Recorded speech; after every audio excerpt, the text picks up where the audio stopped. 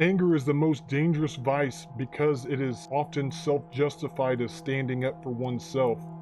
Yet the scripture warns that uncontrolled anger never produces the righteousness of God.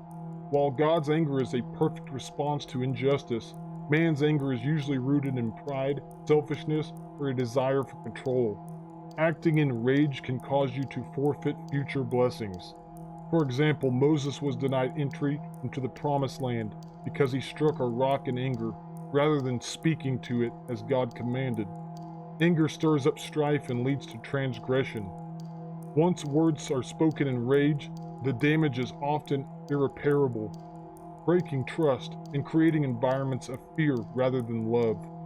Uncontrolled fury can leave a lasting scar on your legacy. Jacob's sons, Simeon and Levi, lost their inheritance of the kingship and had their descendants scattered among the tribes of Israel because of their fierce and cruel wrath. Scripture warns not to let the sun go down in your anger, specifically so you do not give the devil a foothold. Unresolved anger becomes a doorway for spiritual vulnerability and bitterness that poisons the soul. The story of Cain, his anger at God's favor toward his brother Abel, turned into murder, leading to his banishment and a life of restless wandering. King Saul, his jealousy-fueled rage against David consumed his life, eventually leading to his spiritual abandonment and the loss of his kingdom. Nebuchadnezzar, his prideful fury, led to a divine humbling where he lost his mind and lived like an animal until he acknowledged God's authority. The strategy in the word for anger is not just calming down, but a total transformation of heart. Be slow to anger. God is described as being slow to anger and abounding in love. Men are called to mirror this by being swift to hear and slow to speak. A major source of anger is the desire for personal revenge. This is why we should never avenge ourselves, but leave room for God's wrath, trusting Him as the perfect judge. Anger often seeks to destroy or humiliate, whereas righteous anger, like Jesus in the temple, seeks to restore God's design and defend the defenseless. Long-held anger is what the scriptures call bitterness, and is described as a rot that grows underground where no one can see it, until its fruit poisons everything around you. Hebrews warns us, looking diligently, lest any man fail of the grace of God, lest any root of bitterness springing up trouble you, and thereby many be defiled. Unlike a sudden explosion of rage, bitterness is a slow-burning anger. It lives in the memory and feeds on past pains. This verse says it defiles many.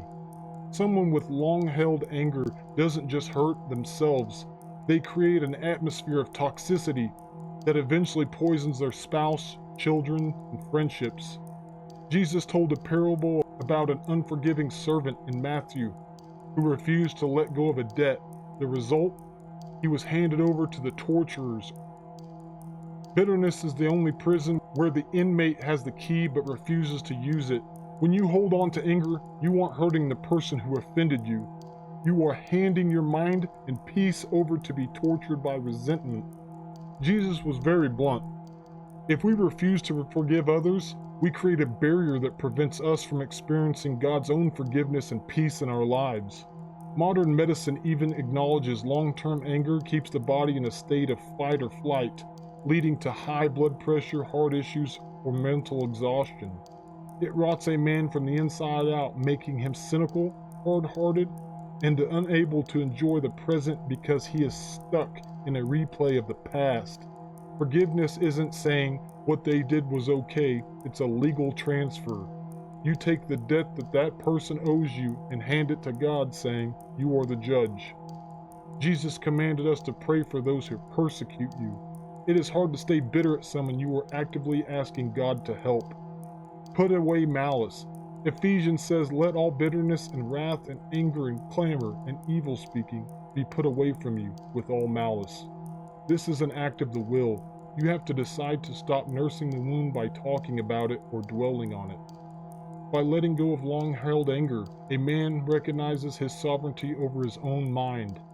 Then you will no longer be a slave to what someone else did to you years ago.